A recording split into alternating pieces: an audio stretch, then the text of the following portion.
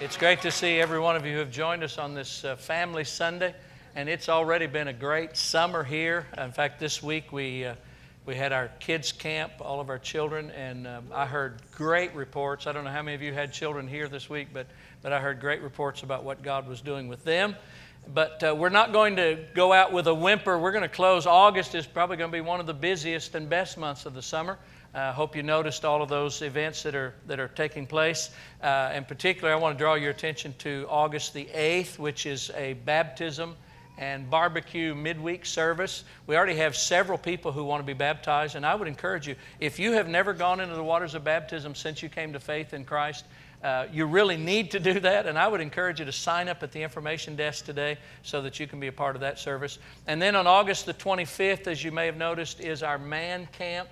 And I don't mean to be offensive in any way whatsoever, but I got to tell you, I'm a little bit tired of the ladies getting everything. You know, they get the retreats, they get the conferences, they get the swag. You know, they get it all in Heart to Heart. And for the guys, you know, it seems like we don't do much of anything. But we're changing that. August the 25th, it's a one-day men's event, and I really want to encourage you. There's going to be so much testosterone flowing that day that you won't believe it. It's not going to be, you know, just a churchy thing. There's going to be a lot of sporting events and fun stuff for guys. And then our guest speaker is Rick Kingham. If you remember Promise Keepers of several years ago, Rick was the vice president of Promise Keepers at that time, and I've had the privilege of teaching with him overseas a few times, and every time I go back to my hotel room and think, why in the world did I bother coming? Because this guy is so much better than me. He's giving them everything they need to hear. So I know you're going to enjoy his ministry, and I would encourage you to register for that online and plan to be a part of that. And ladies, if you have a husband or a significant other in the room, why don't you put some pressure on him today to participate in the men's camp on August the 25th. All right? We welcome all of you and welcome those of you who joined us online as well as we dive into this closing message of our love song series. And I went way over time in the first service, so I'm going to talk fast and try and get through this for you, because I believe that this message is going to be the most practical and the most helpful of all of them. If you'd like to take notes, and I certainly encourage you to do so, if you'll raise your hand. If you did not get an outline when you came in, our ushers can help with that. We're going to dive into this because really and truly, all of us want our marriages to last. I don't think anybody gets married hoping that you'll get a divorce a few years later. You know, it just doesn't work like that. And while we're talking specifically about marriage, that's our application today from the Song of Solomon, I must tell you that the three main points that I have to share with you will work for any relationship. So if you're not married and don't want to be, this is still a message for you. You still need to take notes and put these things into practice in your relationship. So we've been going verse by verse through the Song of Solomon. I want to begin again in chapter 1, the first 3 verses. This has been our text every week. We read there in verse 1, Solomon's Song of Songs. Even though he wrote 1,005, this was his best, and he said so. It's the best of all the songs that he wrote. And then the woman speaks, and she said, let him kiss me with the kisses of his mouth, for your love is more delightful than wine. I know we've covered this before, but I want to say it one more time. She was saying to him, you know how to love people. We have some people that want notes down here in the front, guys, if you can help them. He knew how to have good relationships with people. He knew how to treat people. And that's what she was saying to him. You know how to love. And then she went on to say, pleasing is the fragrance of your perfumes. Your name is like perfume poured out. Have you ever had somebody walk past you and when they did, they left behind a fragrance? You know, you could still smell something really good after they walked by. Anybody ever experienced that? Yeah, that's what she's saying. She said there's something about you and your reputation even for that's like a sweet fragrance. It's like you make things better just by being in the room, you know, just showing up and people feel better because you're there. And that's the kind of relationships that they had. That's the kind of man that he was. And one of the reasons that we've been doing this series even is because I want that for CLC. I want us to be so that people in the community, people who know you, your friends, your family members, I want them to say, you know how to treat people. There's something about you. You know how to love. I'd like for people outside of these four walls to say that about CLC. They may not know our doctrine. They may not know that we speak in tongues. But I'd like for them to say, boy, there's something about those folks. They know how to treat people. Amen. And that's what this was all about. So today, my goal, and I'll probably refer to this several times, but my goal is to help us to close the gap between our intentions and our actions. You probably know this already. You've noticed that we tend to judge other people by their actions, but we like to judge ourselves based on our intentions. You know what I'm talking about? Now, I've shared with you, I think in this series, how my mom spoiled me. I was the baby of the family. She waited on me hand and foot. I never did anything around the house. And then when I married Chris a few years later, she just continued that same tradition. She took care of me, and I didn't do much of anything until, I don't know if we ever decided how long ago, 12 or 15 years ago, whatever it's been, when I discovered, here's what I share with you, I discovered that I can do laundry.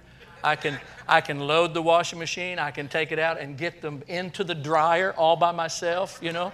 And I can load the dishwasher the right way with the knives pointing down instead of up. And I can unload the dishwasher. You know, I've shared that. We had some laughs about it. But what I did not admit to you, and I'm going to tell the truth today, is that the only way that's of benefit, the only way that's really a blessing to Chris, is if I do it on my own without being asked.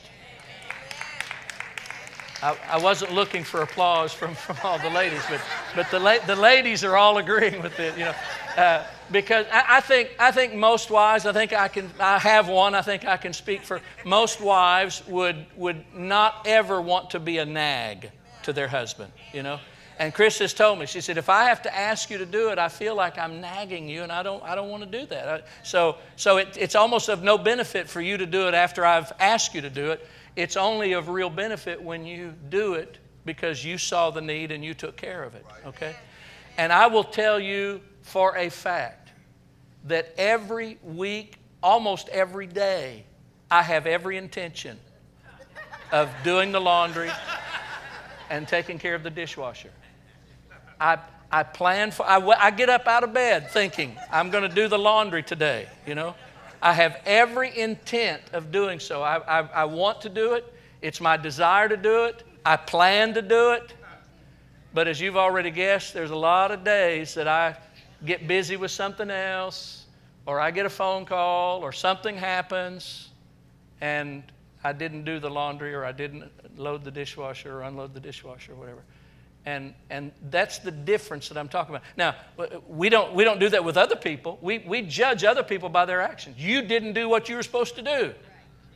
But when it comes to us, we want everybody to judge us on our, but baby, I meant to do it. Babe, I intended to do it. You know, we want them to judge us on our intentions instead of our actions. Someone told me a long time ago, I bet you've heard this. Someone said, the road to hell is paved with good intentions. You with me? Now, I don't want to talk about hell today. I want to talk about your marriage relationship. And I will tell you that the road to an unhappy marriage, the road to divorce sometimes, is paved with good intentions. And so my goal for this is going to be the most practical of all 5 of these messages. My goal is for us to somehow close that gap so what we intend to do is indeed what we do. You with me? So let's dive in. We're going to start, we finished last week in chapter 6, so we're going to start chapter 7. We're going verse by verse, as you know. So chapter 7, starting at the first verse, the man is speaking here, and he says, how beautiful your sandaled feet, O prince's daughter. Now, the picture that I have as I read chapter 7, I picture the husband as being down on one knee, or maybe even both knees, and he's holding his wife's feet in his hands, her sandal feet. Maybe he's untying the straps of her sandals, and he's talking about her. if you remember, I think it was in chapter 4, he started with her head and worked his way down and described all of her beauty and how he felt about it. Well, this time he's doing it in reverse. He's down holding her feet, and many years have gone by. They've been married for many years at this point, most all the scholars say. And this time he starts praising her from her feet up. Have you ever heard somebody say, he worships the ground she walks on? That's about what Solomon was doing. He was praising her. He says, how beautiful your sandal feet, O princess daughter. Your graceful legs are like jewels, the work of a craftsman's hands. Wow. Your navel is a rounded goblet that never lacks blended wine. I don't have a clue what that means, but it sounds romantic. You know? He says, your waist is a mound of wheat encircled by lilies. And we've talked about that through this whole series, that what was a compliment then doesn't necessarily work today. You know, that was then, this is now. And I'm just going to say this to the guys in the room. I don't recommend, in this day and age, I don't recommend that you ever compare your wife's waist to any kind of mound. I'm just saying, that was free, all right? But here's the first point that I want to make, and as I said, it is so practical, but it will change things in your relationships if you'll practice this. And that is, if you think something good, say it. Turn to your neighbor and say, if you think something good, say it. That's how you can close the gap. Because so many times we, as guys especially, we think good thoughts, but we don't say them. We intend to, but we don't get it done. So let's close that gap. If you think something good about your spouse, say it. If you think something, it works in relationships. If you think something good about your friend, say it. Most of us are able to say, you know, I love you. We may say love, L-U-V, you know, or we may say love ya, you know, whatever. But most of us don't have a problem. We're not like the guy, I've told you this story, I'm sure you've heard it, of the guy that his wife came to him and said, you never tell me that you love me anymore, and it just, you know, it really hurts. And he says, well, I told you I loved you the day we got married. If it ever changes, I'll let you know. We're not like that. You know, we don't have a problem saying love you, you know.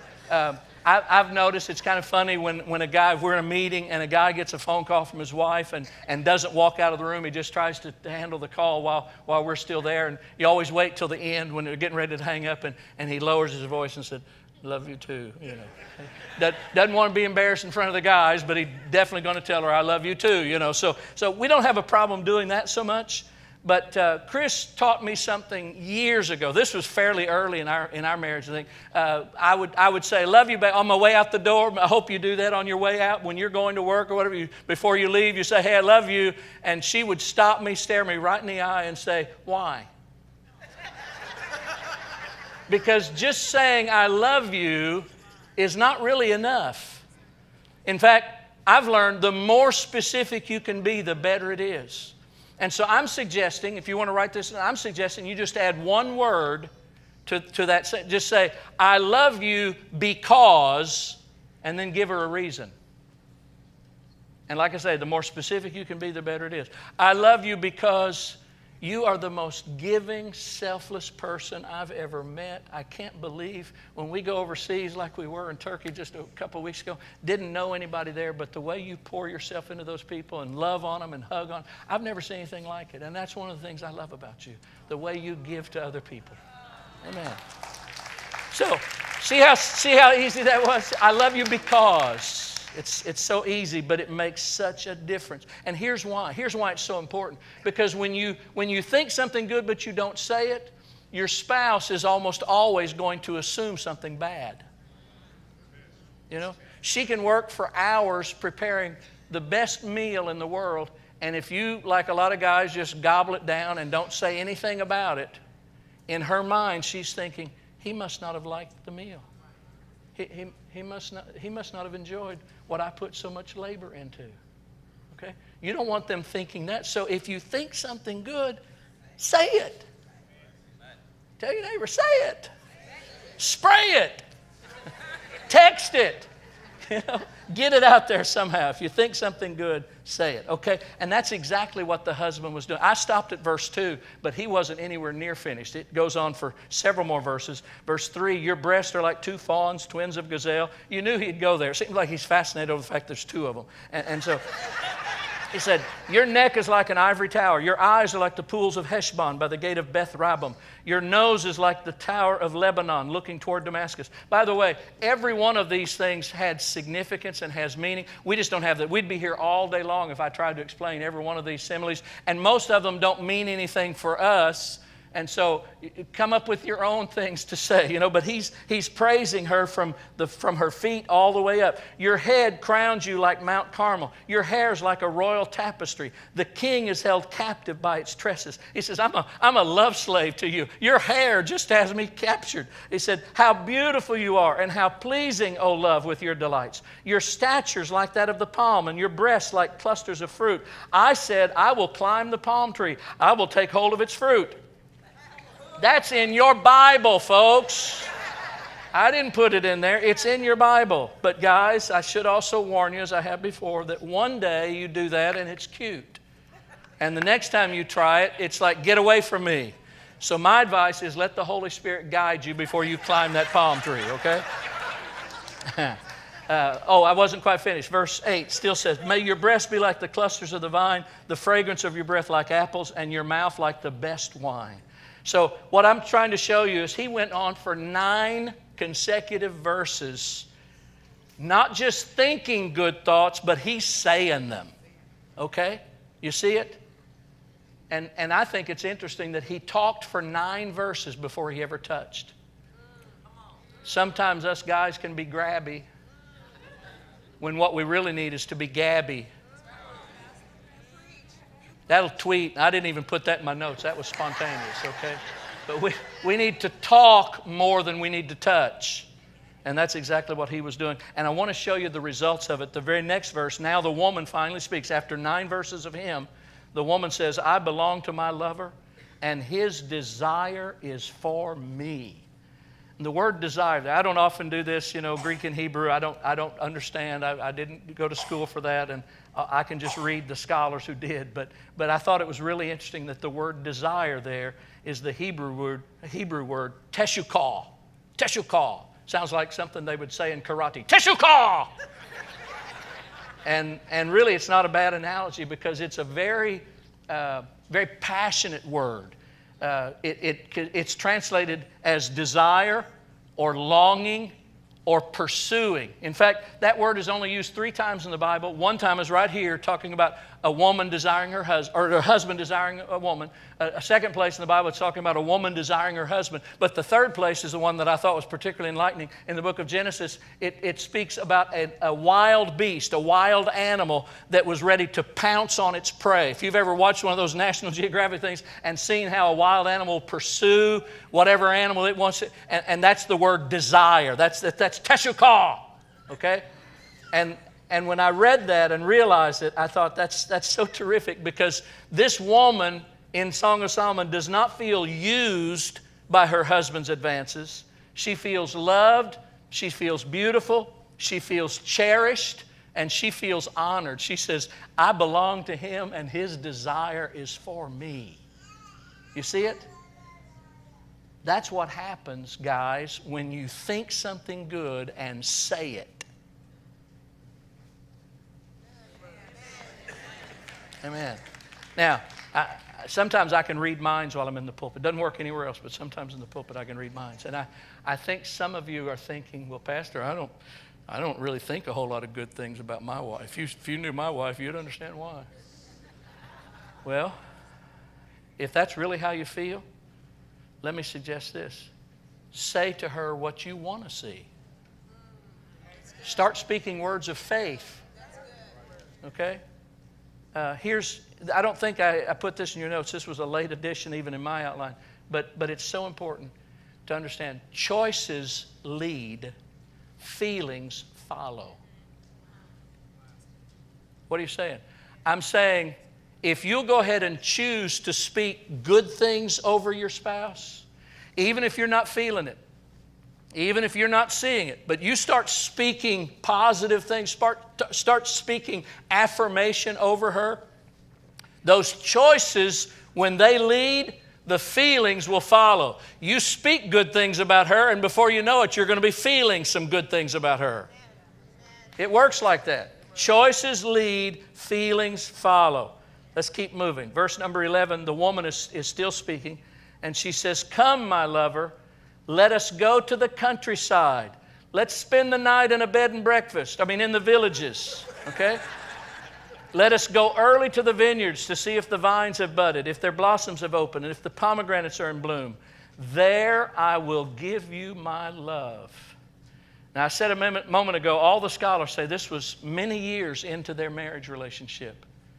But this woman is saying to her husband, we are not going to let our relationship get stale. When she said to him, let's go spend the night out in the country somewhere, and let's visit the vineyards, and there I'm going to give you my love. That was every man's dream. She's saying, I want you. She's saying, I'm planning to make love to you. In fact, she goes on to say, the mandrakes send out their fragrance. That was an aphrodisiac. It's a plant that grows in the Middle East. But it was considered an aphrodisiac, like raisins in the very first lesson of this. The mandrakes send out their fragrance, and at our door, listen to this, is every delicacy, both new and old, that I have stored up for you, my lover. The Bible's pretty graphic. And what she is saying there is, I'm not going to let our romance get stale. We're not going to let this thing just cool off. We're going to keep it fresh. We're going to keep it hot. And I'm going to make love to you like you've never been made love to in your life. That's what she was saying to him. And so that leads me to the second point. This one is so practical. This one is so important. If you don't hear anything else, you got to hear point 2. And that is, if you think something special, do it. Point 1 is, if you think something good, say it. But now I'm telling you, if you think of doing something special for your spouse, do it. Close the gap between your thoughts, your intentions, and your actions. Because for relationships to work, takes work. Can I say that again? I didn't know this. When Chris and I got married, I don't think either one of us had a clue. But I know on my part, I just thought, I love her, and we're just going to live on love for the rest of our lives, I didn't realize that to make a marriage relationship work would take work. It would take effort. But it does. To make a relationship work takes work. And what I'm describing here for, if you're taking notes, first of all, is purposeful time. It's so important for you to have those times when you make your marriage relationship the priority. Because let me tell you what happens. I hope that you're hearing me today. What happens in nearly every marriage is, after a period of time, after the children come along, the wife's attention is on her kids. There's something about a mom. It doesn't affect guys like that. A dad can have kids and, he can walk away. It's not a big deal. But there's something about that motherly instinct. She's got to take care of her kids, and they become her primary focus. And for most guys, because we've got to earn a living for that family, our career becomes the priority for us. I've seen this over and over and over again. Nobody intended it. Nobody wanted the marriage to end in divorce. Nobody wanted it to wind up in a loveless marriage. I couldn't tell you how many couples I've had, some of them even here at CLC, spirit-filled, godly people who have confessed to me, my wife and I just live in the same house. We're just roommates anymore. Somebody said, I live in one end of the house and he lives at the other end. We don't hardly ever have anything to do with each other anymore. That's what happens when one of you is focused on the kids and one of you is focused on a career, and you're not making a priority out of your marriage. I'm preaching right now, folks. I hope you're hearing me. I was in my daily devotions this week. It was not in the Song of Solomon, had nothing to do with marriage. I happened to be reading in Hebrews chapter 2 one day this week, but it jumped off, 2 words jumped off the page at me. I think it's in the first verse of chapter 2. He says something to the effect that I don't want you to drift from the Word of God that you've received. The word drift jumped out at me. And then a verse or 2 later, he said, because we cannot neglect so great a salvation. And when those 2 words jumped out at me, I knew it was too late to get it in your notes, but I'm telling you, that is so important for every marriage relationship. That's what happens to too many couples. They drift away from each other. It's not intentional. It's not hurtful. It's not because they get mad at each other. It's just life happens and they drift away and they neglect each other. because they're too busy making a living on the guy's case, or they're too busy trying to take care of the kids in the mom's case, and they drift away from each other. And the only way I know to solve that, the only way I know to resolve it, is this purposeful time. She says, it's time for us to get away without the kids. It's time for us to go to a bed and breakfast somewhere. It's time for us to go to downtown Chicago and get a hotel room. It's time for us to focus on me and you. If somebody would have told me that a preacher would yell about taking a bed and breakfast, I would never have believed it, but I've witnessed it myself. Forgive me for yelling, but I'm telling you, this is so, so, so important. Chris and I do this probably 3 or 4 times a year, and we put it on the. It's not some, you may be good at just spontaneously plan something happening, but most of us with our schedules, we got to plan for this. It's purposeful time. And maybe we're just going downtown, or maybe we'll go to Michigan City, or maybe we'll fly out of town. And I hear some of you. I told you sometimes I can read minds in the pulpit, but I hear some of you saying, Pastor, I can't afford that. We can't afford to go to a hotel. You know what I would tell you? You can't afford not to. Your marriage cannot afford. Going to a hotel a couple, 3 times a year to be with your spouse is a whole lot less costly than a divorce. I promise you. I promise you. And that's what she was saying. Let's go to the countryside. Let's spend some time without the kids. That's an important. If you take the kids with you, no, that's a family vacation. That's not marriage time. Okay? She told you what her desire was in those verses. So that's what it needs to be, a purposeful time for us to be together. And then not only purposeful time, but thoughtful acts. You do things that you've thought through, that you've planned for. And most of us, most guys especially, we know about that at Valentine's and her birthday. I sure hope you don't miss her birthday or your anniversary, and we'll get roses or chocolates or a card or whatever, and that's good. In fact, I would tell you that's necessary. Don't neglect those things, because then you'll be in trouble, okay? But I will tell you what's better than Valentine's Day, what's better than her birthday, or what's better than an anniversary, is when you walk into the house just because. Babe, I know it's not a holiday, I know it's not your birthday, but I was just thinking about how good you've been and how much I love you, and I brought these flowers home for you today. Yeah, that's better than anything you did at Valentine's Day. And I'll tell you what, now this one, I didn't learn this in our younger years, but I'll tell you what younger wives have told me here, that what's even better than that, I guess that becomes best. The sexiest thing your husband ever does is when he gives the kid a bath and prepares them for bed. Hello? That's a 2018 aphrodisiac. Okay? He does something around the house he says, I'm gonna run you a bath and let you enjoy some bubble bath while I take care of the kids. I'll get them all to bed, I'll get them fed, I'll get them bathed, That's an aphrodisiac. Okay? So you got good, better, and best. But those thoughtful, you say, how is that romantic, Pastor? Because you're serving her. You're doing something that shows I care about you. I want to pamper you for a moment, okay? And then thirdly, third point, first point, if you think something good, say it. Secondly, if you think something special, do it. And thirdly, if you want something different, be it. Tell your neighbor, if you want something different, you got to be it. Now, we got to close the gap between what we would like to see, what we intend to have, and what we're really doing. But we've seen this all through the Song of Solomon, if you'll think about it. In chapter 1, remember she told him, I'm not going to be like those prostitutes that hang out at the edge of the field. There's some things, I'm not going to stoop to that to get a man. I'm not interested in chasing a man like that. Because I want something different than what they have. I want a different kind of marriage than what some people have. We saw that in chapter 1. In the second week, it was him talking. He said, we got to catch the foxes because we don't want premarital sex to ruin our relationship. And you know what he was saying? I don't want the kind of marriage that some of my friends have where they don't trust each other, where there's been infidelity. He says, we're going to make this thing work. We're going to be different because we want something different.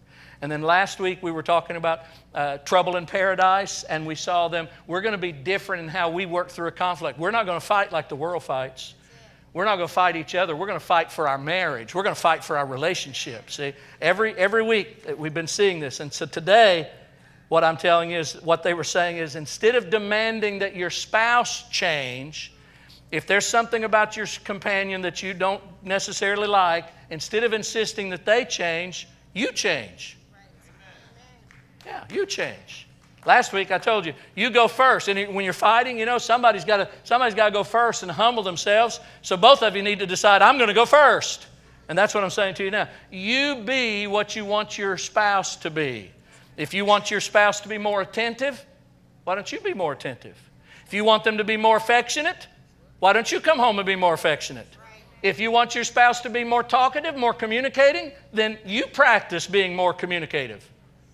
I'm preaching good today. My goodness. If you don't like what you're getting in your relationship, take a look at what you're giving to that relationship. Here's something I think we all know. I think most of us learn this, honestly, in my experience. I think most, especially if it's a young couple, teens or early 20s, we go into marriage so many times thinking, I can change him. There's some things about him that I don't really like, but I'm sure, I can change that. How many of you ever had those thoughts? How many of you are not going to raise your hand because they're sitting beside you? Okay, that's right. That's right. But you've learned over the course of marriage, if you stayed married, that you can't change anybody else. I can't change Chris. I've tried. I can't change Chris. She can't change me. She's told me more than once that you are the most stubborn person I've ever met in my entire life. Yeah, you can. Yes. Can't change somebody else, but you know what you can do? You can change yourself. You can change yourself. Let's close it out. Chapter number 8 now. The friends are speaking. They don't talk much in Song of Solomon, but they're speaking here. Verse 5. They said, who is this coming up from the desert, leaning on her lover? Now, that question, I guess it would be a rhetorical question. They weren't really saying, we don't know who this is. But what they were saying, again, remember, this is after several years of marriage, several years of being treated with love by her husband. And her friends now look at her and say, we don't even recognize you anymore. The woman you have become, who are you? Leaning on your lover. And that's really one of my goals for this series. I would to God that at CLC we could have the kind of marriages and the kind of relationships that people in the community, they may not know anything about speaking in tongues, they may not know what our doctrine is, but I would to God that they would look at us and say, you know what, those people at Christian Life Center, they know how to love each other. They know how to care for each other. In fact, their marriage is the kind of marriage I'd like to have. My desire would be, as a result of this series, that some of you would have friends that would say, where did you guys learn this? Where do you guys go to church? I'd like to go to a church like that. Amen. Change lives. That's what we're looking at. And in this case, her relationship with her husband was so good that the friends said, man, we wish we had a lover like you have. We wish we had a man like you have. And then I want to close the whole thing. I've got just a few minutes by looking at what the woman says. This is, still in verse 5. She said, under the apple tree I roused you. There your mother conceived you. There she who was in labor gave you birth. Now, you'll just have to trust me on this one. That sounds weird, confusing, whatever, but every scholar that I looked at in preparation agreed that what she was really saying here, it's not clear in our English translation, but what she was really saying is, when I look back to the day you were born, I can see that God orchestrated all of the events to bring the two of us together. God ordained that we would be married. And when I look at what He's done, I can see now that right from before you were even born, He was already planning to bring us together. Amen.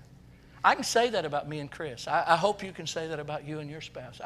When I think about that, what are the odds that a truck driver's son from Jonesboro, Arkansas would even meet the daughter of a business owner in Detroit, Michigan? What are the chances of that?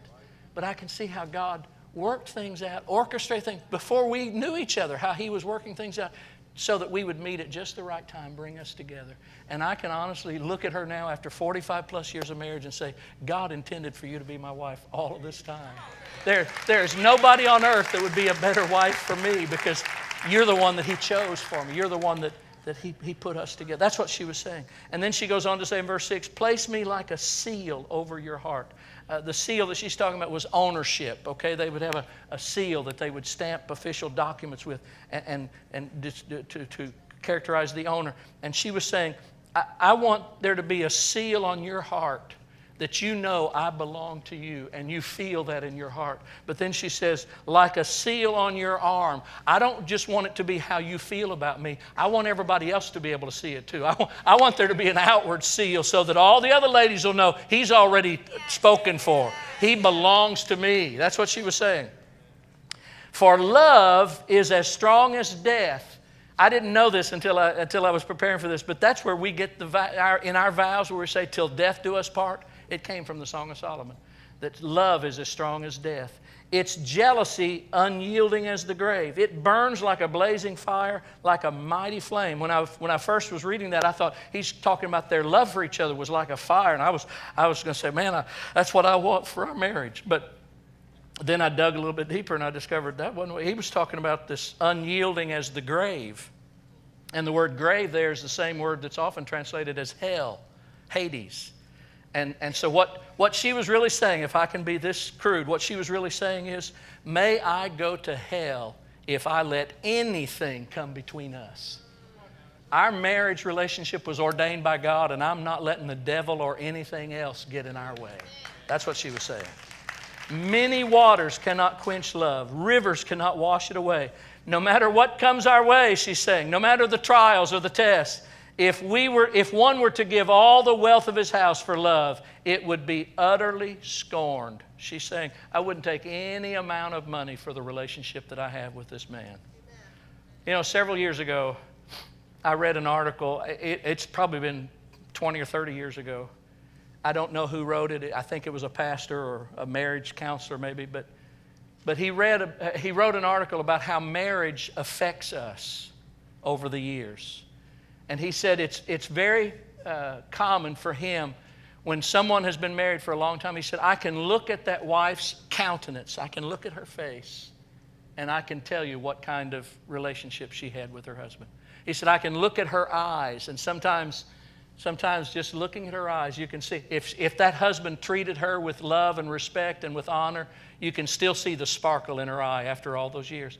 But if it was a bad marriage, if she was abused or mistreated, he said you can see the pain in her eyes. And when I read that, you know, it made an impact on me 20 or 30 years ago, however long it's been ago since I read that. But I had not thought of it since then until this series with the Song of Solomon. And it came back to my mind. And I thought, I want Chris to be able to say, I haven't told her this, I'm telling her in front of you, but I want her to be able to say after 45 and a half years of marriage that my love for you still burns. It's stronger today than the day that we married. And all the waters under the bridge, baby. All of the stuff that's happened, all of the tests and trials and difficulties, all of that is nothing compared to the relationship that we have. I wouldn't take anything for what we have together. I love you.